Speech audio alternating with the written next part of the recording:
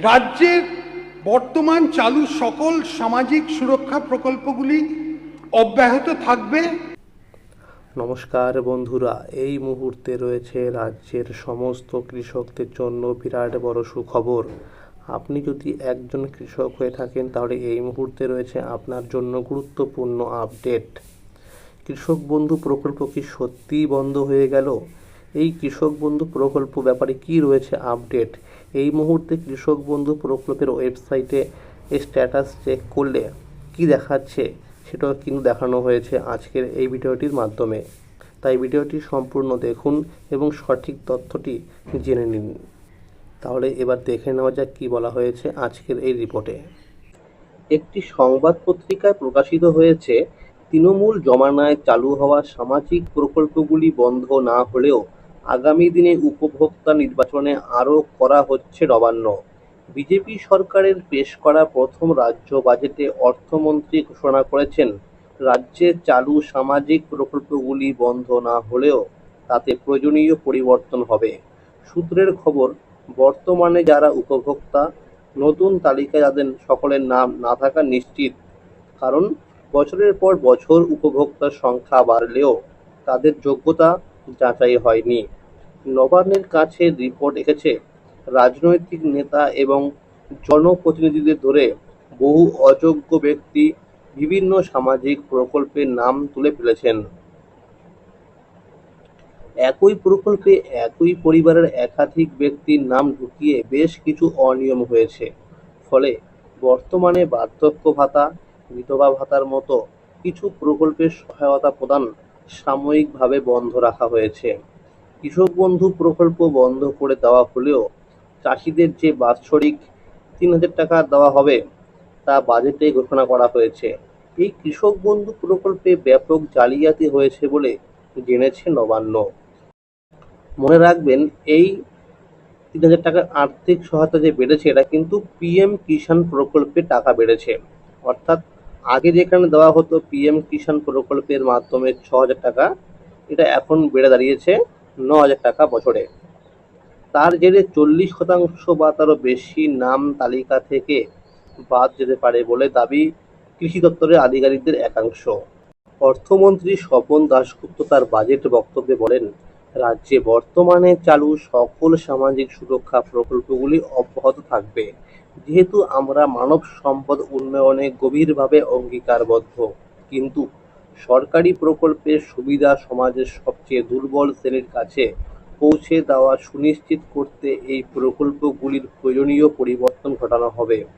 নবান্ন সূত্রের খবর, সব প্রকল্পেরই উপভোক্তা তালিকা নতুন করে তৈরি করা হবে, তাতে যত সময় লাগবে। তালিকায় এই জালিয়াতি ও গরমিলের কারণেই আপাতত বার্ধক্য ভাতা এবং বিধবা ভাতা বন্ধ করা হয়েছে। জনকল্যাণ শিবিরে নতুন করে এই প্রকল্পগুলিতে কিছু আবেদন জমা পড়েছে। এরপরে সরকারি অফিসগুলির মাধ্যমে আরও আবেদন জমা নেওয়া হবে। এই প্রকল্পগুলির জন্য নতুন করে কিছু শর্ত আরোপ করা হবে বলে নবান্ন সূত্রে খবর। আবেদনকারীদের বাড়ি বাড়ি গিয়েও যোগ্যতা যাচাই করা হবে। কৃষি দপ্তর ২ দফায় কৃষক বন্ধু প্রকল্পে ১ একর বা তার বেশি জমির মালিকদের বছরে ১০,০০০ টাকা করে দিত। কিন্তু এই প্রকল্পে দুর্নীতির অভিযোগ রয়েছে। ১ একরের কম জমি যাদের রয়েছে তাদের বার্ষিক ৪,০০০ টাকা করে দেওয়া হতো। ভাগচাষিরাও এই টাকা পেতেন। অথচ এমন অনেক পরিবার আছে যেখানে ৪ থেকে ৫ জন উপভোক্তার নাম রয়েছে। তেমনি একই জমিতে একাধিক উপভোক্তার নামও রয়েছে। অর্থাৎ একটি জমির নথিপত্র দেখিয়ে কিন্তু বহু কৃষকরা টাকা পেতেন। ধরুন একটি জমি রয়েছে তার দাদার নামে, তার ভাইয়ের নামে, তো দেখা গেছে ওই জমির রেকর্ড দেখিয়েই কিন্তু ২ ভাইই টাকা পেতেন। এরকম কিন্তু অভিযোগ উঠে আসছে। সেই কারণেই এই প্রকল্প পুরোপুরি বাতিল করা হয়েছে। তবে বার্ষিক যে ৩,০০০ টাকা দেওয়া হবে তার জন্য যাচাই পর্ব আরও কঠোর করা হচ্ছে। তো বুঝতেই পারলেন যে পিএম কিষাণ প্রকল্পে যে টাকাটা বেড়েছে ৯,০০০ টাকা টোটাল, তো সেখানেও কিন্তু যাচাই করা হচ্ছে, সবাই কিন্তু টাকা পাবে না। আর মনে রাখবেন, কৃষক বন্ধু প্রকল্প যে অফিসিয়ালি ভাবে বন্ধ হয়ে গেছে তার কিন্তু এখনো পর্যন্ত কোনো নোটিফিকেশন আসেনি, অর্থাৎ সরকারিভাবে কোনো নির্দেশিকা জারি করা হয়নি। এবার দেখে নেওয়া যাক যে কৃষক বন্ধু প্রকল্পের যে ওয়েবসাইট ছিল সেখানে এখন পর্যন্ত কি আপডেট দেখাচ্ছে। তো বন্ধুরা, আপনারা দেখতেই পাচ্ছেন যে কৃষক বন্ধু প্রকল্পের ওয়েবসাইটটি কিন্তু আপডেট করা হয়েছে। তো এখানে দেখুন লেখা আছে নথিভুক্ত কৃষকের তথ্য। আপনাকে কিন্তু এই অপশানে ক্লিক করতে হবে। নথিভুক্ত কৃষকের তথ্যের উপরে ক্লিক করার পরে দেখবেন এরকম একটি পেজ কিন্তু আসবে। দেখুন লেখা রয়েছে কৃষক বন্ধু, তারপরে দেখুন লেখা রয়েছে সিলেক্ট অপশান। এইখানে যখনই ক্লিক করবেন তখন দেখবেন এরকম কয়েকটি অপশান পেয়ে যাবেন: ভোটার কার্ড, আধার কার্ড, ব্যাংকের অ্যাকাউন্টের নাম্বার, কেবিআইডি, মোবাইল নাম্বার এবং অ্যাকনলেজমেন্ট নাম্বার। আপনি এখান থেকে যে কোনো একটি আইডি প্রুফ সিলেক্ট করে নেবেন। তো আমি এখান থেকে মোবাইল নাম্বারটিকে সিলেক্ট করে নিলাম।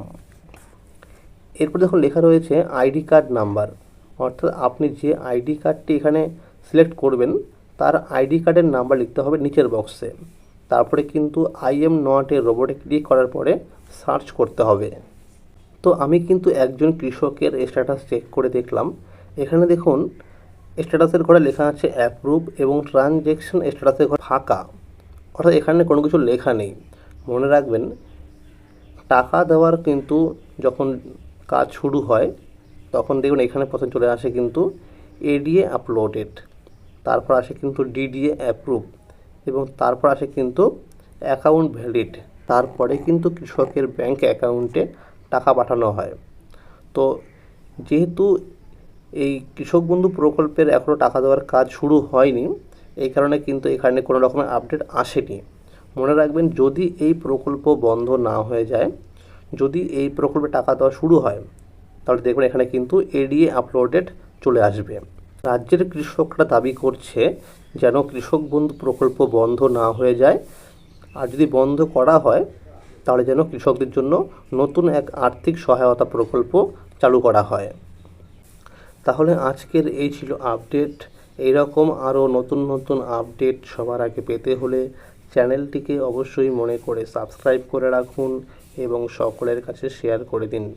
আর যদি ভিডিওটি ভালো লেগে থাকে অবশ্যই একটি লাইক করে দেবেন। ধন্যবাদ।